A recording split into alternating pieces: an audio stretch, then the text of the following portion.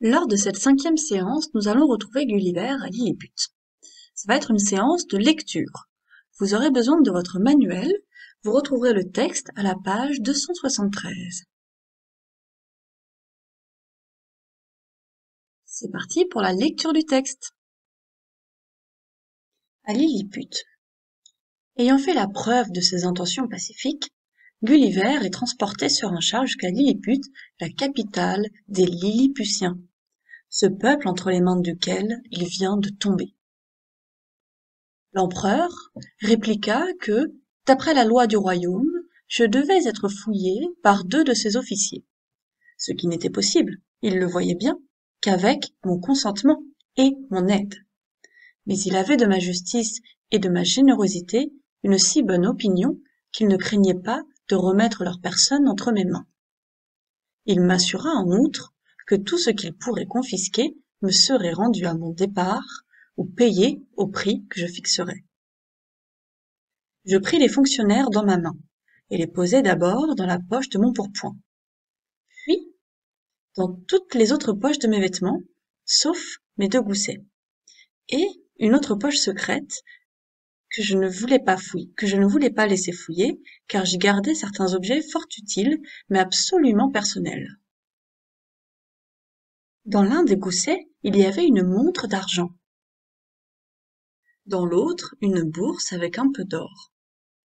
Les commissaires, qui s'étaient munis de plumes, d'encre et de papier, firent un inventaire exact de tout ce qu'ils trouvèrent, et, quand ils eurent terminé, ils me demandèrent de les poser à terre pour en remettre le texte à l'empereur. Plus tard, je pus traduire en anglais cet inventaire. Le voici mot pour mot. In primis, dans la poche de droite de la veste du grand homme montagne. C'est le sens que je donne au mot Quimbus flestrin. Après une fouille minutieuse, nous n'avons trouvé qu'un morceau de toile assez grossière, assez grand pour faire un tapis de sol dans la salle du trône de votre majesté.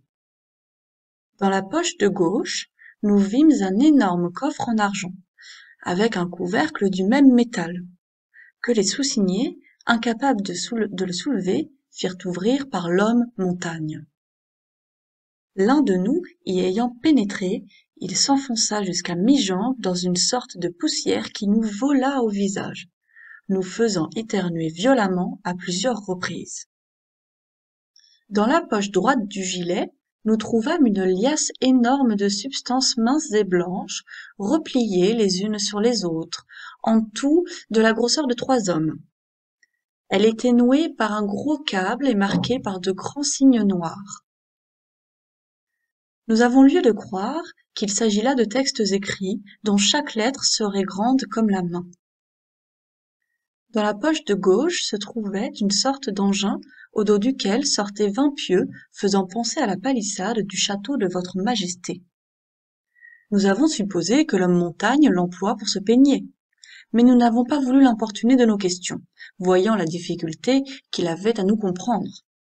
Une grosse chaîne d'argent pendait du gousset noir, et au fond de celui-ci, il y avait un engin extraordinaire. Nous lui avons ordonné de produire l'objet, quel qu'il fût, qui se trouvait au bout de la chaîne. Nous vîmes apparaître alors un globe, dont la moitié était argent, l'autre moitié d'une sorte de métal transparent. Sur le côté transparent, nous vîmes certains signes bizarres, disposés en cercle, et nous pensions pouvoir les toucher. Quand nous sentîmes nos doigts arrêtés par cette substance invisible. Il approcha l'engin de nos oreilles. Celui-ci faisait un bruit incessant, pareil au tic-tac d'un moulin à eau. D'après nos conjectures, il s'agit ou bien de quelque animal inconnu, ou bien d'un dieu qui l'adore. Nous inclinerions plutôt pour cette seconde hypothèse, car il nous assura, ou du moins c'est ce que nous comprîmes, car il s'exprimait fort imparfaitement, qu'il agissait rarement sans l'avoir consulté.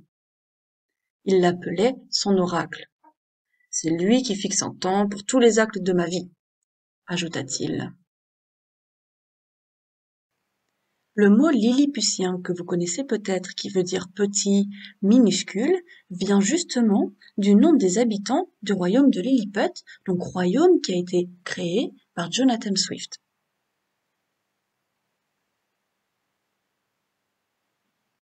Nous avons lu le texte. Maintenant, nous allons faire les questions 1, 3 et 5, page 274.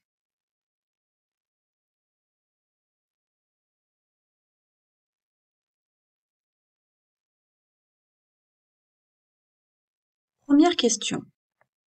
Quel surnom les Lilliputiens ont-ils donné à Gulliver? Pourquoi? Question 3. A. Dans les lignes 20 à 43, identifiez les différents objets décrits. Question B. Quel effet la description de ces objets produit-elle? Pourquoi? Donc, c'est-à-dire qu'ici, la description de ces objets, est-ce qu'elle est habituelle, inhabituelle? Et après, vous essayez de justifier votre réponse. Pour la 5e question. De quel objet est-il question dans le dernier paragraphe? Donc, c'est un objet. Question B. Qu'imaginent les Lilliputiens à propos de cet objet? Pourquoi? C'est-à-dire, ils pensent quoi de cet objet? Et qu'est-ce qui leur fait penser ça? Question C. De qui ou de quoi l'auteur se moque-t-il ici? Ensuite, vous faites l'exercice d'écriture, page 274. C'est celui-là. Décrivez 3 objets usuels comme pourraient les voir les Lilliputiens. Donc vous prenez 3 objets de la vie de tous les jours et vous les décrivez comme s'ils étaient perçus par les Lilliputiens. Voilà, j'ai fini les explications pour la séance 5. Je vous souhaite bon courage.